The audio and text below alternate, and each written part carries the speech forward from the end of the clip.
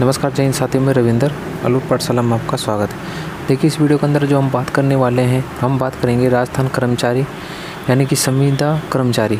राजस्थान संविदा बेस पर जितनी भी भर्तियां हैं, कौन कौन से विभाग के द्वारा हैं और बिग ब्रेकिंग न्यूज़ यानी कि सबसे बड़ी न्यूज़ क्या है, वो इस वीडियो के अंदर हम बात करने वाले हैं। तो चलिए वीडियो की हम शुरुआत करते हैं। और साथ ही मैं आपको बता दूं, इस वीडियो के अंदर हम बात करेंगे राजस्थान संविदा कर्मचारी, संविदा कर्मी जो भर्ती है यानी कि 2023 के लिए, और जो 2023 में यानी कि कौन कौन से आपकी कैटेगरी रखी गई है, यानी कि कितने वर्ष तक आपने इसके अंदर सेवा दी है कि आपका जो है यानी कि परमानेंट हो जाए, स्थायीकरण नियमितीकरण आपका जो है हो सकता है। तो चलिए वीडियो को शुरुआत करते हैं। सबसे पहले आपको जो डाउट्स हैं वे मैं आपको क्लियर करूंगा कि कौन कौन से आपके डाउट्स हैं संविदा कर्मियों के लिए कि जिनको परमानेंट कहीं जाने की घोषणा की है, और साथ ही उनका वेतन भत्ता किस प्रकार से रखा गया है, किस कैटेगरी की वाइज से रखा गया है, यानी कि पे स्केल आपकी क्या है। तो सारे कुछ हम आपको इस वीडियो के अंदर बताने वाले हैं। सबसे पहले देखो, यानी कि संविदा कर्मी, फर्स्ट डाउट है आपका कि संविदा कर्मी वेतन आपका कितना होगा, ये भी आप जान लीजिए। और सेकंड नंबर पर है कि आपका वेतन बढ़ेगा या नहीं बढ़ेगा।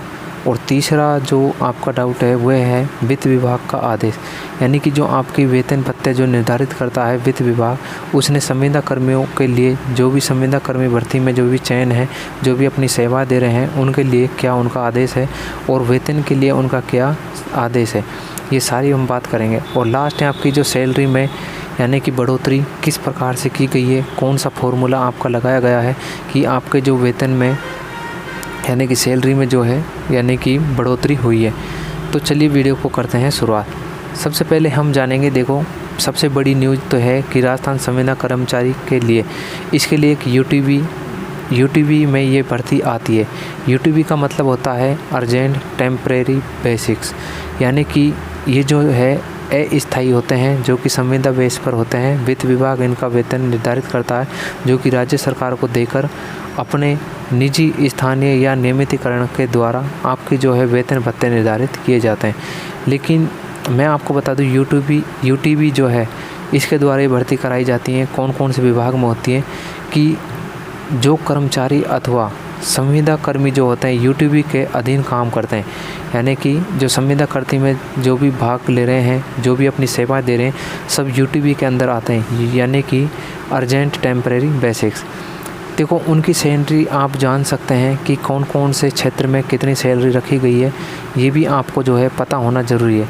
तो मैं आपको बता दूं कि जो बजट के अंदर आपके सैलरी जो निर्धारित की गई थी, यानी कि लेवल 1 से लेकर लेवल 15 तक कौन कौन सी आपकी जो है सैलरी रखी गई थी, एक बार आप जो है ये चार्ट देख लीजिए। देखो राजस्थान संविदा कर्मी कर्मचारी में जो भी अपनी सेवा दे रहे हैं, पहले मैं आपको बताऊंगा रीट लेवल 1 के लिए, यानी रीट लेवल 1 नहीं, लेवल 1 के लिए बताऊं तो 17,700 इसमें सैलरी रखी गई है लेवल 1 वालों के लिए। ये मैं केवल आपको संविदा कर्मचारी के लिए बता रहा हूँ, जो भी अपनी सेवाएं दे रहे हैं, चाहे वो 2, 4, 5, 10 साल जितनी भी सेवा दे रहे हैं, लेकिन जो भी लेवल 1 में आ रहे हैं उनको 17,700 रुपये रखे गए थे। और लेवल 2 वालों के लिए 17,900, इसमें 200 रुपये का फ़र्क है, इतना खास है नहीं। लेकिन लेवल जो 3rd में आता है उसमें रखी गई है आपकी 18,200 वेतन इसके अंदर रखा गया है, यानी कि पर मंथ इसकी सैलरी रखी गई है लेवल 3 की 18,200। उसके बाद लेवल 4 की भी आप जान लीजिए। देखो संविदा कर्मचारी यानी कि जो भी जितने काम कर रहे हैं, जितने भी अपनी सेवा दे रहे हैं, उसके अंदर जो भी लेवल 4 पर आपकी ग्रेड है, यानी कि जो लेवल 4 पर काम कर रहे हैं, उनकी जो सैलरी है वह है यानी कि 19,200। इसकी थोड़ी ठीक है लेवल 1 और 2 की तुलना में। लेकिन अब मैं आपको बताऊंगा लेवल 5 के लिए जो इन्होंने सैलरी रखी है वही रखी है 20,800। ये देखो राजस्थान के जो बजट की घोषणा हुई थी, उसी समय संविदा कर्मचारी के लिए जो भी अपनी सेवा दे रहे हैं उनके लिए ये जो है सैलरी निश्चित कर दी गई थी। अब लेवल 5 वालों के लिए कितनी रखी गई है, 20,800 रुपये। और जो लेवल 13 यानी कि लेवल 13 में जो कार्यरत हैं उनके लिए रखी गई है 53,100। देखो सैलरी तो थोड़ी ज़्यादा ही है। उसके बाद नेक्स्ट है लेवल 7 वालों को 22,400 रुपये रखी गई है। और लेवल 8 वालों के लिए रखी गई है 26,300 और लेवल 9 वालों के लिए रखी गई है 28,700 रुपये और लेवल 10 वालों के लिए रखी गई है 33,800 और लेवल 11 वालों के लिए रखी गई है 37,820।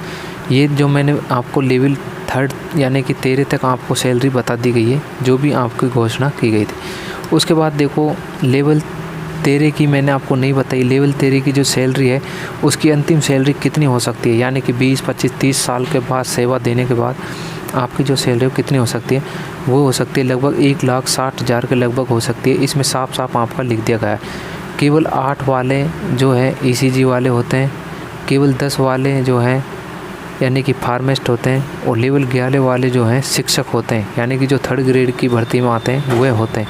तो ये भी आप विशेष ध्यान रखें।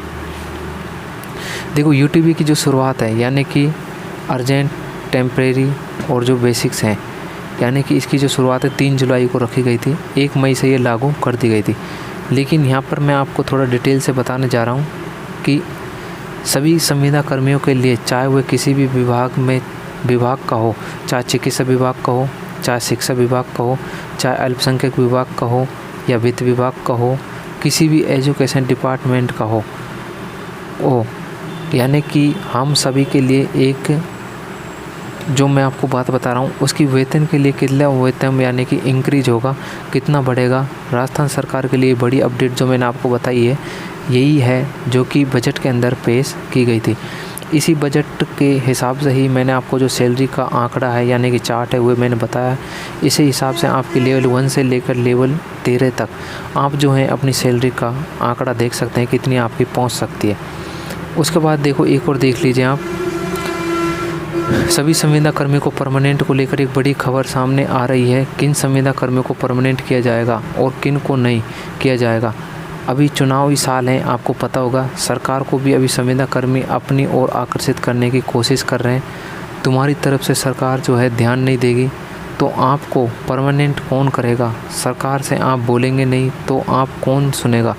आपसे रिक्वेस्ट है कि आप सभी को संविदा कर्मी सरकार के फैसले को टालें और अपने फैसले पर ज़्यादा ध्यान दें, क्योंकि सरकार को ज़्यादा से ज़्यादा जो है यानी कि एक्साइटेड करें और फैसला को भी लेकर जाने और परमानेंट करेंगे सरकार अपने चारों ओर मजबूत यानी कि फैसले को मजबूत करें।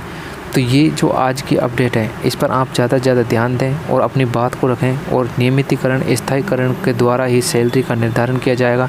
जैसे आपको चार्ट बताया गया है, जितनी साल की आप सेवा दे रहे हैं उसी हिसाब से आपका जो है वेतन निर्धारित किया जाएगा। तो ये आज की अपडेट है। मिलते हैं तब तक नेक्स्ट वीडियो में। जय हिंद।